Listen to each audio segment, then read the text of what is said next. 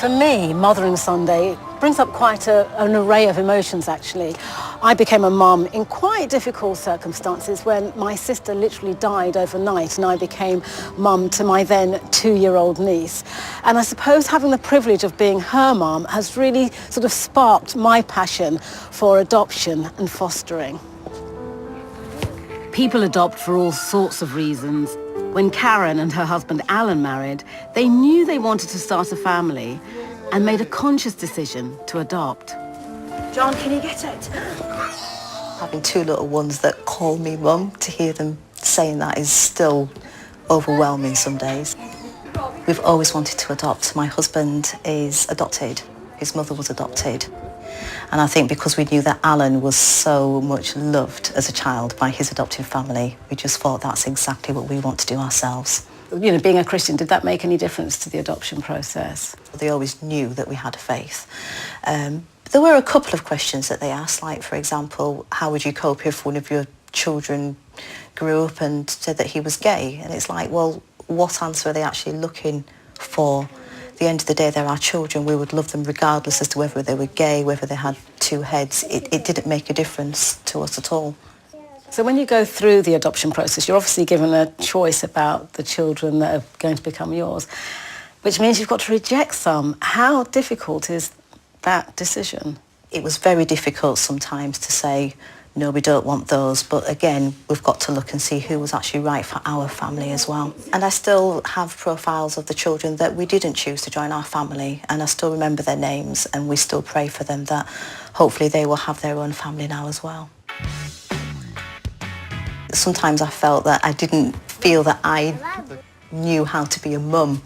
You know, I've not gone through the route of being pregnant and being taught a lot of things. So I think, if anything, I felt maybe sometimes I wasn't going to be good enough as well. How did you overcome that? I've got a really good set of friends, family that just encouraged me, just walked the journey with me, prayed with me, and just affirmed me being a mum. Karen, do you feel that there's even a little difference between a child that might be related to you through blood and these 2 children who essentially were at some point strangers to you? No, there's no difference whatsoever. I'm not blood related to my husband. I love him to bits, you know, and these boys were chosen by us. They're so special to us. They are our boys. Can't say anything more than that. That's the most important thing, the fact that they are loved.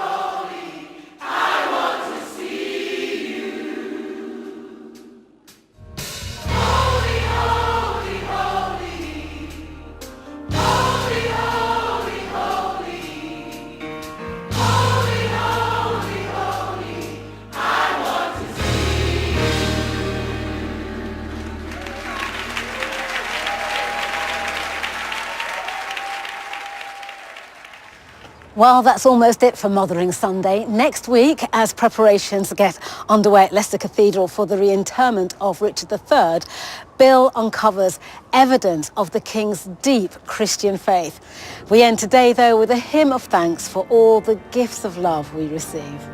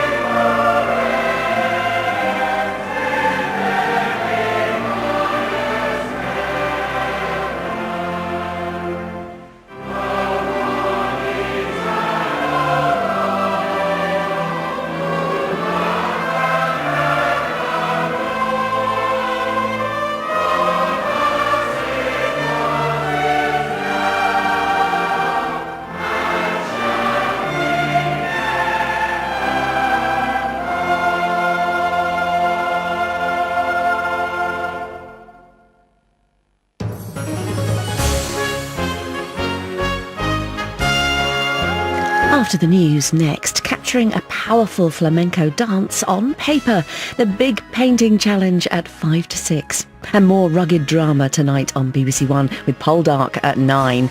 There's a preview of that coming up.